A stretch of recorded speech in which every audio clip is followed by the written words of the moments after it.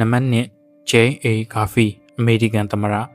Jane Garvey ကအမေရိကန်ရဲ့20ရောက်မြောက်သမ္မတဖြစ်ပြီးတော့လောက်ကျန်မခံရမီကာလနှင်းငယ်သာတာဝန်ထမ်းဆောင်ဝင်ရခဲ့ပါတယ်။သူဟာလူတွေနဲ့တရင်တနည်းနှုတ်ဆက်တက်ပြီးတော့လူတို့နဲ့နီးကပ်တဲ့ပုဂ္ဂိုလ်အဖြစ်ထင်ရှားခဲ့ပါတယ်။သူကလည်းဝါရှင်တန်လမ်းမတွေရထားဘူတာရုံနဲ့ public area တွေမှာတောင်း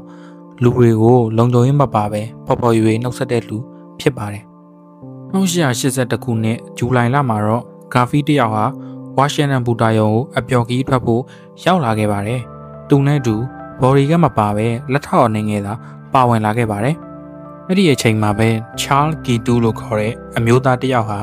သူ့အနားကိုကတ်လာကတနက်နဲ့အနီးကပ်နှစ်ကြိမ်တိုင်တိုင်ပစ်တက်ခဲ့ပါတယ်။သူကင်ဆောင်တဲ့တနက်မျိုးစားကတော့44 caliber British Bulldog Revolver မျိုးစားဖြစ်ပါတယ်။ဒါပေမဲ့ဂါဗီဟာအဲ့ဒီလုံခြံမှုမှာအသက်မသေးခဲ့ပေမဲ့နောက်တော့အဲ့ဒီဒဏ်ရာကနေရတဲ့ကူးစက်ရောဂါကြောင့်ပဲတည်ဆုံးခဲ့ရတယ်လို့ဆိုကြပါတယ်။အဲ့ဒီအချိန်တုန်းကကျန်းမာရေးဆောင်ရှောက်မှုအလွန်ညံ့ဖျင်းမှုကြောင့်လည်းပါဝင်ပါတယ်။ဂါဗီရဲ့လုံခြံတပ်ဖြတ်ခံရမှုဟာထိုခေတ်ကာလအတွက်